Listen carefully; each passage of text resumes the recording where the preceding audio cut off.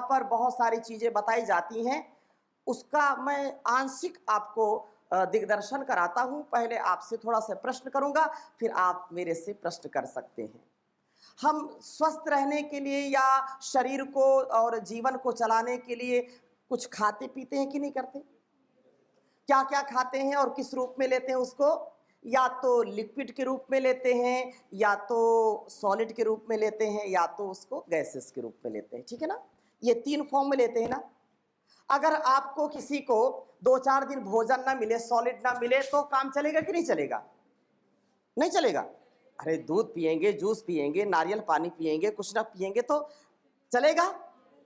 हाँ, एक मध्य प्रदेश के हैं दादा गुरु, और वैज्ञानिक बड़े-बड़े डॉक्टर उन पर रिसर्च भी करते हैं। 2.5 साल हो गए, वो आज तक उन्होंने कुछ खाया नहीं, केवल नर्मदा का जल पीते हैं। नर्मदा माता का जल पीते हैं, 2-2.5 साल से कुछ खाया ही नहीं, केवल पिया है और कोई समस्या नहीं है। अच्छा, कुछ अगर ऐसी कोई समस्या आ जाए, आपको लिक्विड भी ना दिया जाए, ना दूध दिया जाए, ना पानी दिया जाए, तो चल सकता है कि नहीं? हाँ? अरे 2-4 घंटे, 1-2 दिन चलेगा कि नहीं चलेगा? हमारी सनातन परंपरा में तो लोग निर्जला व्रत रखते हैं, करते हैं कि नहीं? और माताएं भी करती हैं, तीजा व्रत रखती हैं ना, तो उसमें 24 घंटे एक भी घूंट पानी नहीं पीते हैं, तो रह सकते हैं। लेकिन अगर इसको हम ये जो आहार के रूप में हम लेते हैं, अगर हम ये कहें कि 2-3 मिनट आप श्वास मत लीजिए, तो चलेगा क्या काम? बोलिए ना। तो this is very important point. ये पॉइंट बड़ा ही जबरदस्त है। हम शरीर को, एक एक ऑर्गन्स को, और 37 ट्रिलियन, कितने? 37 ट्रिलियन सेल्स हमारे शरीर में पाए जाते हैं। इतनी कोशिकाएं हैं, और 72 करोड़ 72 लाख 10,201 नसनाड़ियों का ये पूरा शरीर जाल बना हुआ है। कितने नसनाड़ियां हैं? 72 करोड़ 72 लाख 10,201 नसनाड़ियों का जाल बिछा हुआ है। और उसमें 2 चीजें बहुत महत्वपूर्ण हैं, ऑक्सीजन लेवल, ब्लड सर्कुलेशन। अगर ये 2 चीजें हमारी अच्छी रहेंगी, तो हमारे शरीर में, हमारे किसी अंग में कोई समस्या नहीं होगी। जहां पर भी ब्लड सर्कुलेशन की गड़बड़ी होती है, जहां पर भी ऑक्सीजन लेवल कम होता है, ऑक्सीजन अर्थात प्राणवायु का संचार जहां कम होगा, वहीं पर विकृति आने लगती है। और जब हम डीप ब्रीदिंग लेते हैं, डीप ब्रीदिंग, श्वास प्रश्वास, इनहेल एक्सेल करते हैं श्वास प्रश्वास के साथ, तो वो जो ब्रीदिंग है वो हमारे ब्लड सर्कुलेशन को अच्छा बनाती है, बैलेंस में रखती है। इसलिए प्राण की शक्ति, प्राणायाम की शक्ति बहुत ही महत्वपूर्ण है। हमारे सब ऋषि मुनि ऐसा ही करते थे। और कछुआ, जिसकी आयु औसतन 300 वर्ष होती है, कितनी? 300। क्यों? क्योंकि वो एक बार आता है, पानी से बाहर निकलता है और पूरी श्वास भर करके फिर अंदर चला जाता है। जितनी डीप ब्रीदिंग लेंगे और जितने स्थिरता के साथ, धीरता के साथ हम श्वास प्रश्वास लेते हैं, उतनी आयु हमारी बढ़ती है। और जितनी हम जल्दी जल्दी ब्रीदिंग, किसी की श्वास फूलती है, किसी को दमा हो जाता है, तो वो जल्दी जल्दी श्वास लेता है। जितनी जल्दी जल्दी श्वास लेंगे, उतनी आयु हमारी कम हो जाती है। इसलिए प्राणायाम की शक्ति, जो प्राणायाम है, आज देश और दुनिया के कोने कोने तक हमारी ऋषि परंपरा को, जो भारतवर्ष विश्व गुरु था, विश्व गुरु है और विश्व गुरु रहेगा। क्यों? क्योंकि ये भारतवर्ष अध्यात्म को मानने वाला है, ऋषि मुनियों का, वेद वेदांगों का, और अपनी सच्ची संस्कृति का, सनातन पुरातन परंपरा का निर्वहन करने वाला है। ये केवल बॉडी का स्ट्रक्चर ही नहीं, अपितु और करेक्टर को भी करेक्ट करता है। इसलिए योग बहुत महत्वपूर्ण है। योग के बिना व्यक्ति का, आज बड़े से बड़े आप जो है, किसी भी व्यक्ति को आप ये कोई कहे कि मैं आप किसी से पूछूं, आप में से कितने लोग योग करते हैं, एक बार हाथ उठा सकते हैं? वाह, बहुत सुंदर, I am proud of you. एक बार जोरदार अभिनंदन करो इनका। और जो नहीं करते, एक बार हाथ उठाइए ईमानदारी से, जो नहीं करते। इनके लिए कई गुना ताली बजाइए। इसलिए क्योंकि आज से आपको योग करना ही है। योग करेंगे तो मुझको क्या लाभ मिलेगा बोलिए? कुछ मिलेगा क्या? आपके पड़ोसी को कोई लाभ मिलेगा योग करने से? क्या? सबसे पहला लाभ आपको मिलेगा, यह अत्यंत महत्वपूर्ण है। आज पूरी दुनिया में मेंटल फिजिकल इतनी समस्याएं, इतने डिजीज हैं कि आप उनकी कल्पना नहीं कर सकते। सबसे ज्यादा हार्ट की समस्या किसको हो रही है? यंगस्टर्स को, युवाओं को, युवतियों को।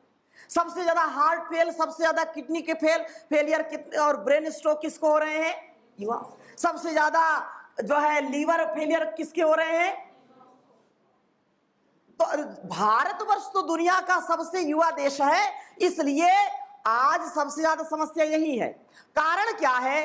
कारण यह है कि हमने अपना आहार, विचार, व्यवहार, अपनी संस्कृति को छोड़ करके हमने पाश्चात्य आहार को ग्रहण किया है। आप में से लगभग कोई 18 वर्ष के होंगे, कोई 20 के होंगे, कोई 15 के होंगे।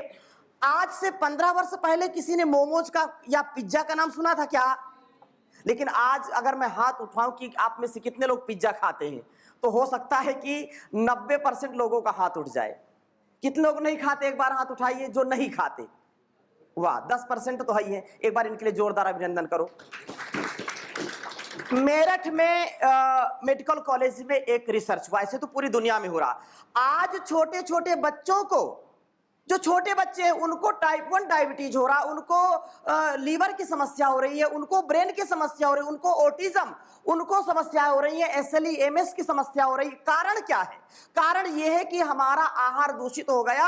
हमने अपना आहार छोड़ करके विदेशी आहार को ग्रहण किया।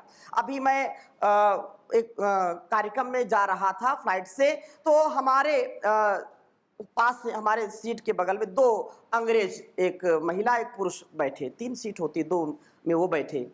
और आपको आश्चर्य होगा कि जब कुछ जलपान के लिए लेकर के आते हैं तो सबने मोमोज नहीं, वो क्या बोलते हैं, हम तो नाम भी नहीं जानते, पास्ता क्या होता है, वो मैदे का बना होता है, ब्रेड पास्ता जो भी है। कोई जो है चाउमीन मंगा रहा है, कोई जो है पास्ता मंगा रहा है। और उन्होंने क्या मंगाया? उन्होंने कहा कि फ्रूट, और वो उनको जो है पपीता, तरबूज और खरबूजा, 3 चीज ही वो खाए। और हमारे आसपास पूरे जो है फ्लाइट में जितने भी सफर कर रहे थे सब भारतीय थे, और सब ने जम करके ये सब मैदे से बनी चीज खाई। ये हमारा भोजन कभी था ही नहीं। हमने तो देश और दुनिया को सिखाया। आज पूरा दुनिया, चाहे जापान हो, चाइना हो, चाहे अमेरिका हो, सब कहते हैं Indian food is the best food.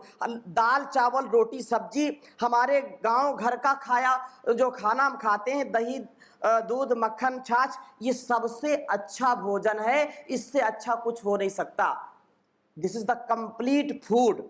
ये आहार हमारा सबसे बड़ा उपचार है। आहार हमारा सबसे बड़ा उपचार है। आज हम आहार को इतना दूषित कर दिए, इसलिए हम बीमार पड़ रहे हैं। इसलिए हमको आहार पर अपने कंट्रोल करना पड़ेगा, अपनी रसना पर कंट्रोल करना पड़ेगा, क्योंकि ये 2 इंच की रसना ये काबू में नहीं आती है। आज रसना और वासना 2 का इतना शिकार हो रहा है युवा और युवतियों का जीवन, जिससे अलग अलग प्रकार की बीमारियां हो जाती हैं, मानसिक रोग से लेकर के शारीरिक रोग से लेकर के। तो इन रोगों से आपका कैरियर ब्राइट हो, आपका जो है फ्यूचर ब्राइट हो, उसके लिए जरूरी है कि आप अपने तन मन से, अपने mental and physical, social, spiritual life में आप फाइन एंड डिवाइन लाइफ जिए।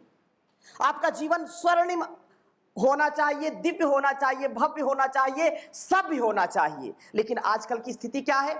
दिखावटी, बनावटी, मिलावटी और सजावटी। क्या क्या शब्द बोला? इसी में लोग परेशान हैं। ये दुनिया की बड़ी ही चकाचौंध है। इसलिए ये दुनिया रंग रंगीली है, ये दुनिया रंग रंगीली है, अंदर इसके कूड़ा करकट, बाहर से चमकीली है। ये दुनिया रंग रंगीली है। बाहर से तो हम देखते हैं बहुत चीजें, और उसमें हम जो है अपने आप को रोक नहीं पाते, इसलिए फैशन के दौर में गारंटी की इच्छा ना करें। अब या तो आपको अच्छा सच्चा जीवन चाहिए, स्वस्थ, समृद्ध, सुख और आनंद से युक्त जीवन चाहिए, या बीमारियों से ग्रस्त जीवन चाहिए, त्रस्त जीवन चाहिए। As you wish, as you like, आपको सब चीज मिलेगी यहाँ। आपको यदि आप समाधान नहीं बन सकते तो समस्या बनने का अधिकार भी आपको नहीं है।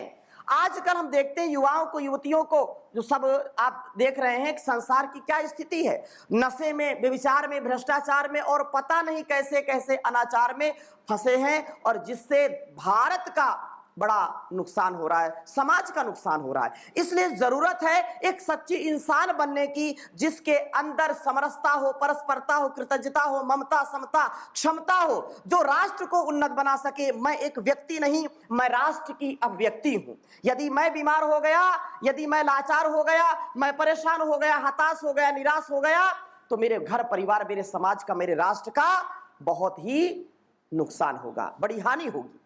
तो आपको ये सोचना, ये विचार करना है कि मैं एक व्यक्ति नहीं, मैं राष्ट्र की अभिव्यक्ति हूं।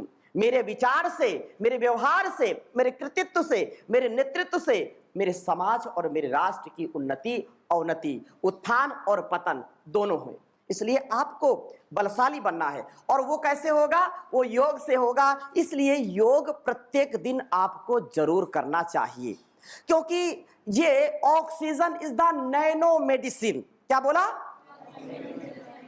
Nano medicine.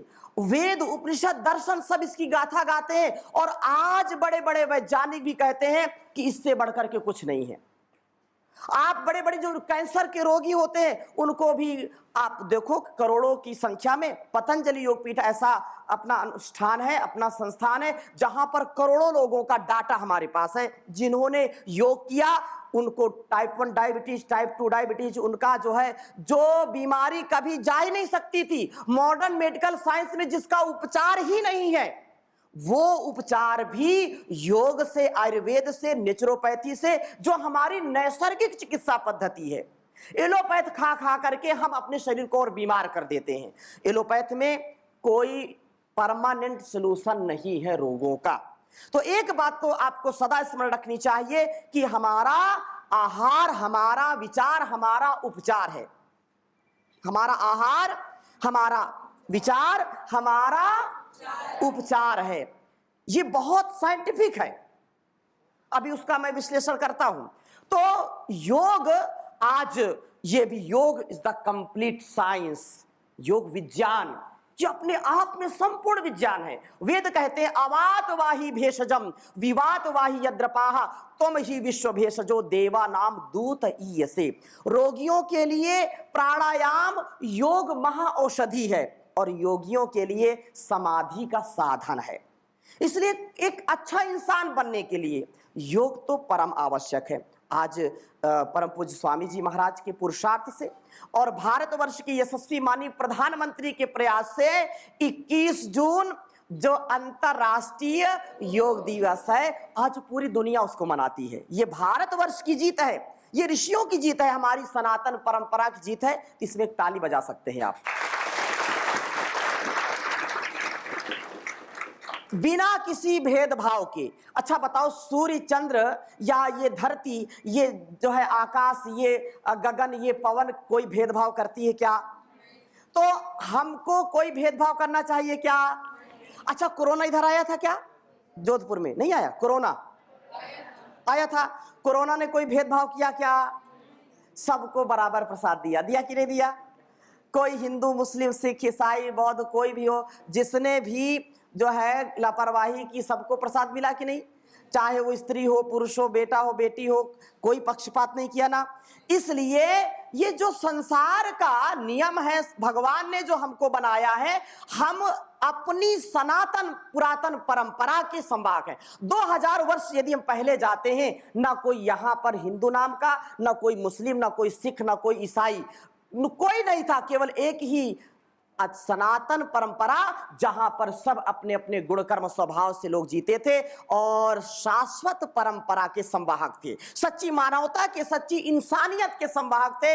आज की जो स्थितियां आप देख रहे हैं समाज में, तो हम एक बने, नेक बने, उस परम पिता परमेश्वर के, उस भगवान के, उसके सब पुत्र पुत्रियां, उसके बेटा और बेटियां हैं। हम सब ऋषियों की संतानें हैं। हम जन्म से ही महान हैं। हम समस्या नहीं, हम समाधान हैं। क्या बोला? हम समस्या नहीं, हम समाधान हैं। हम एक सच्चे इंसान है उस भगवान के, हम वरदान है, ऋषियों की संतान है। कोई ऊंचा नीचा नहीं, कोई जाति पात नहीं, कोई भेदभाव नहीं। लेकिन कुछ लोगों ने कुछ अलग अलग प्रकार से किया, उस पर मैं जाना नहीं चाहता हूं, अपने समय का सदुपयोग करना मुझको। तो हमको यहां आज मैं आया हूं आपके पास, तो एक संकल्प यहां से लेकर के जाना कि आपको यदि उत्तम से उत्तम जीवन जीना है, और जीने के लिए तो आए ना, कुछ बनने के लिए आए हैं, शासन प्रशासन को आप आत्मसात करें। आप एक नहीं, आप हजारों लाखों करोड़ों लोगों के जीवन को बदलने वाले अधिकारी बने, और उसके लिए आपको अपने ऊपर अधिकार करना पड़ेगा। अपने मन पर, अपनी इंद्रियों पर, अपने विचार पर, अपने व्यवहार पर कंट्रोल करना पड़ेगा। अगर आपने ऐसा कर लिया तो योग आपके जीवन में उतर जाएगा। अगर अपने आप को हम नहीं संभाल पाए तो हम कुछ भी बन जाएं, कितने बड़े अधिकारी बन जाएं, हमारे लिए वह महत्वपूर्ण नहीं होगा, क्योंकि हमको सलीके से, तरीके से जीना नहीं आया। मैं निवेदन करना चाहता हूं कि हम अपने जीवन को, अपने विचार को अच्छी प्रकार से, तो एक बार अपने आप को जब सुबह आप उठें तो संकल्प के साथ उठें कि मैं एक व्यक्ति नहीं, मैं राष्ट्र की अभिव्यक्ति, मैं स्त्री या पुरुष नहीं हूं, मैं भगवान का वरदान हूं, और मैं समस्या नहीं, समाधान हूं। मैं रोगी नहीं, मैं भोगी नहीं, मैं निरोगी हूं, मैं योगी हूं। ऐसा संकल्प आपको लेना है, और आपका संकल्प, आपका विचार, वो आपको उत्कर्ष को ले जाएगा। आपका एक छोटा सा विचार, मैं तो बीमार हूं, मैं तो कर नहीं सकता, आपके गुरुजन आपको यही सिखाते हैं, मैं कर सकता हूं, करूंगा, करके ही रहूंगा, तब जाकर के आपको सफलता मिलती है ना। और आप पहले से नहीं नहीं मेरे से तो नहीं होगा, तो आप यहां आते क्या? नहीं आते ना। आपको कुछ करने का सामर्थ्य अर्जित करना है। आपको अपने माता पिता, अपने कुलवंश परंपरा को, अपनी संस्कृति को आगे बढ़ाना है। आपको अपने समाज को आगे बढ़ाना है। इसीलिए तो अधिकारी बनने के लिए आप ट्रेनिंग कर रहे हैं। अपने पढ़ाई के साथ साथ ये कैरियर का जो एक अनुष्ठान चला रहे हैं, वास्तव में यह भारतवर्ष का ये परम जो है, हमारा ये परम सौभाग्य, हम भारतवर्ष में जन्म लिए हैं। इसलिए आपको सुबह सुबह शिव संकल्प का, आपको अपने जो है एक बार जो लक्ष्य आपने बना लिया, उससे कभी पीछे नहीं जाना है। तो सुबह सुबह उठना। अच्छा, क्या होता है, जो बोलते हैं हम तो बहुत पढ़ते हैं, हमको टाइम नहीं मिलता, I have no time, I am very busy. अरे थोड़ा सा कर लो ना, ना ना, अच्छा बहुत दबाव दो, अच्छा tomorrow, tomorrow, I time, tomorrow, tomorrow, tomorrow क्या, no no I am tomorrow. अब फिर टुमारो, 3 मारो, 4 मारो। हाँ? और ऐसे व्यक्ति कभी सक्सेसफुल, जिनका आत्मबल, जिनका मनोबल, जिनका बुद्धि बल, जिनका शरीर बल नहीं है, जो निर्बल है, दुर्बल है, वो सफल नहीं हो सकते, सबल नहीं बन सकते, सक्सेसफुल नहीं हो सकते। इसलिए आपको योग से आपको आत्मबल मिलेगा, योग से आपको मनोबल मिलेगा, योग से आपका बुद्धि बल बढ़ेगा, योग से आपको शरीर बल मिलेगा, योग से आपको धन बल भी मिलेगा। ये बड़ा प्रबल है। आज यशस्वी भारतवर्ष के प्रधानमंत्री, जिनके ऊपर पूरे देश की जिम्मेदारी है, और वो भी योग करते हैं, फिर बाहर आते हैं देश की सेवा के लिए। तो बताओ, हम उनसे ज्यादा बिजी हैं क्या? बोलिए ना। परम पूज्य योग ऋषि स्वामी जी महाराज को आप देखते हैं, सुनते हैं, जानते हैं। जानते कि नहीं जानते? ऐसा तो कोई नहीं है जो स्वामी जी को ना जानता हो, सब जानते हैं। जब से आपने होश संभाला होगा, आस्था के माध्यम से 365 दिन ऐसा भूतो न भविष्यत। आप देख सकते हैं कि ऐसा योगी, ऐसा सन्यासी जो ब्रह्म मुहूर्त में 5 बजे उठ करके, चाहे देश में हो विदेश में हो, किसी हाल में किसी काल में, वो करोड़ों करोड़ों लोगों को योग सिखाते, सुबह सिखाते कि नहीं सिखाते।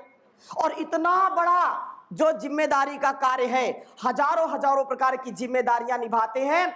और दसियों हजार बच्चे जो पतंजलि विश्वविद्यालय में, पतंजलि गुरुकुलम में, आचार्य कुलम में पढ़ते हैं, उनको भी ऋषित्व से युक्त करने का काम किया जाता है। तो एक योग से ही वो संभव हो सकता है। स्वामी जी महाराज गुरुकुल से पढ़ करके निकले, आपको सबको पता है, गुरुकुल से पढ़ करके निकले, उन्होंने योग किया, योग कराया। आज पूरी दुनिया में पतंजलि का नाम सबसे ऊपर है। योग की शक्ति है।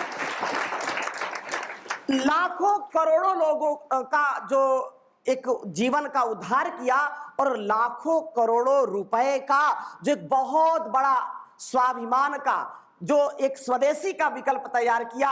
एक सन्यासी ऐसा कर सकता है, ये कभी किसी ने सोचा नहीं था। आज लोग उन पर पीएचडी कर रहे हैं कि एक सन्यासी, ना उसको मैनेजमेंट का कोई जो है पढ़ाई किया, ना कोई ट्रेनिंग किया, और इतना बड़ा कैसे अनुष्ठान, इतना बड़ा जो है प्रोडक्ट्स, इतने सेवा का प्रकल्प, ये कैसे चलता है। आपको जान होना चाहिए कि प्राइवेट सेक्टर में पतंजलि रिसर्च फाउंडेशन, जिसमें 500 से ज्यादा वैज्ञानिक जो योग आयुर्वेद पर रिसर्च करके पूरी दुनिया को रिसर्च बेस्ड औषधियां, आयुर्वेद की औषधियां दे रहे हैं, जो एलोपैथ से हजारों गुना अच्छी हैं।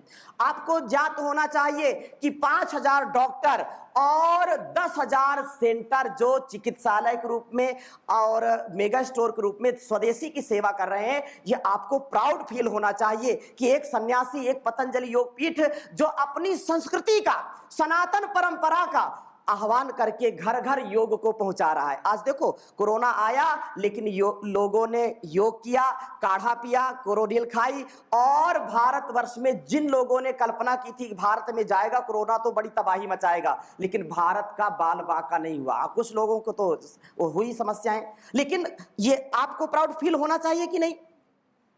ये हमारी संस्कृति है, सनातन परंपरा है। इसलिए मैं निवेदन करना चाहूंगा कि आप योग जरूर करें। योग से ही आप मानव से महामानव बन सकते हैं। आप नर से नारायण बन सकते हैं, वामन से विराट बन सकते हैं, उच्च भाव चेतना से धनी हो सकते हैं। आपका सोचने का, समझने का लेवल एक अलग ही हो जाएगा। योग करने से आपके अंदर कोई कमी नहीं, आपके अंदर जो कमियां हैं वो दूर हो जाएंगी। इसलिए योग करिए और दूसरों को भी कराइए। योग करने से आपका ब्रेन, आपका जो है आपकी आंखें, आपके कान, पूरा शरीर आपका सदा स्वस्थ रहेगा। तो मैं थोड़ी सी चर्चा करता हूं कि हमारा जो शरीर है वो बिना आहार के रह नहीं सकता। आहार बहुत जरूरी है। आहार, तो आहार के रूप में हम क्या क्या लेते हैं? आहार किसे कहते हैं?